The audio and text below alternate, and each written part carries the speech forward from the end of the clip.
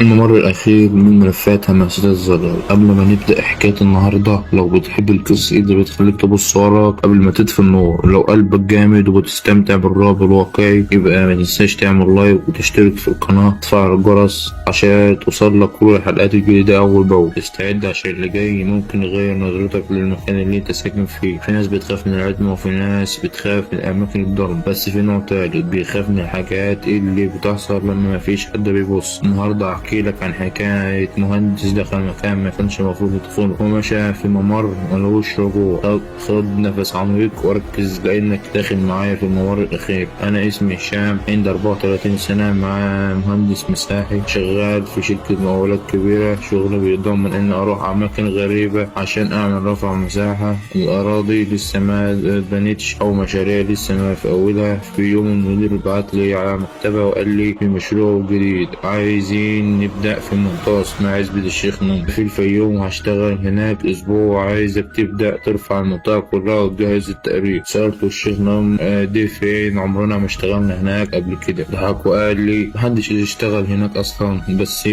بس صاحب الأرض دفع مقدم محترم وقال هيوفر لك مكان تقعد فيه كمان وكل حاجة جاهزة. وصلت للقرية العصر والدنيا كانت مغيمة. كانت بتدي نظام بطيء الشبكة، مفيش صوت غير صريخ عيال صغيرين بيتخانقوا على حجر قديم. قابلني راجل كبير عند مدخل العزبة، قال لي بصوت مرفوع انت المهندس اتأخرت ليه؟ الناس هنا ما بتحبش ليه؟ قلت له بهزار ليه؟ في ايه؟ في عفاريت؟ ما ضحكش، بالعكس بصلي بنظرة جامدة وقال لي المكان اللي في المكان ده ما اسموش عفاريت. وصلت للمكان اللي المفروض ابات فيه. بيت صغير من طابق واحد، جواه اوضة واحدة وسرير واحد حديد وكرسي مكسور. مفيش نور بس في لمبة. سرير حديد وكرسي مكسور. اول ليلة عدت ببطء، بس حصلت حاجة خلت قلبي يقع. حوالي الساعة 2 بالليل صحيت على صوت جاي من تحت الأرض، صوت جر سلاسل. في البداية قلت يمكن حد من الحيوانات، بس الصوت كان واضح تقيل ومنتظم. قربت ودني من الأرض وسمعت تاني جر وقف مرة واحدة، بعدين خربشة، وبعدين صوت خطوات بطيئة بتقرب. تاني يوم الصبح بدأت أشتغل. الشغل كان في حتة معينة. الراجل الكبير اللي قال لي مقربش منها. سألته ليه؟ قال لي ده الممر محدش بيقرب له. سألته ممر ايه؟ قال لي بيسموه الممر الأخير، اللي بيدخله ما بيخرجش زي ما دخل. طبعا أنا راجل علمي ما بصدقش الكلام، بالعكس حسيت إنه خرافات، وقررت أبدأ الرفع من هناك. دخلت الحتة ديت ولاحظت إن الأرض شكلها مختلف. طريقة كأنها محفورة قريب والهواء فيها تقيل، وأنا ماشي رجلي خبط في حاجة حديد. طلعتها، كانت سلاسل مربوطة في باب حديد صغير في الأرض شبه الكبوس. سحبت السلسلة، الباب فتح بصوت يخوف. تحت كان في سلالم نازلة والسواد فيه ملوش نهاية. بصيت جوه، سمعت الصوت تاني جر،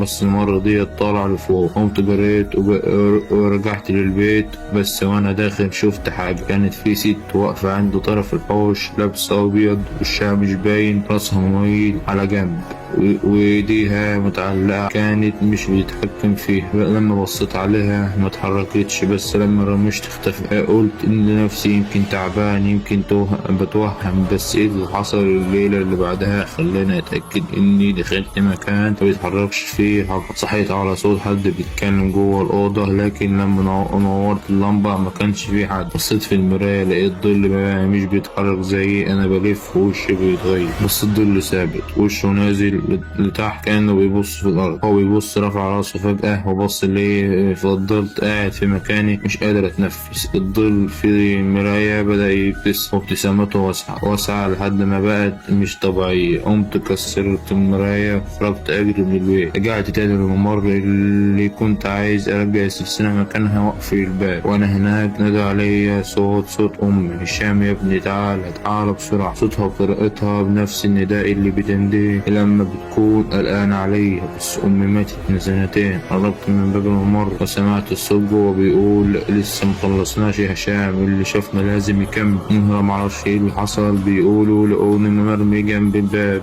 جسمي متجمد ووشي عليه علامات كأنه في حد حاطط ايده على وشي جامد. فضلت في المستشفى أسبوع، ما كنتش بتكلم ولحد النهاردة كل ما أغمض عيني بشوف الممر سلسلة مستنياني. لو وصلت لحد الآخر الحكاية، فده معناه إنك من القليل اللي استحملوا يوصلوا للممر الأخير. بس خد بالك، في بعض الممرات اللي بيعدي منها مبيرجعش زي زمان. اكتب لي في الكومنتات شفت ايه في ورا الباب علشان اعرف انك من الناس اللي شافوا النهاية. وما تنساش تعمل لايك وتشترك في القناة لو لسه ما اشتركتش، تفعل الجرس عشان اللي جاي اظلم واقرب مما تتخيل. وسلام، واشوفك في الكورس الجاي.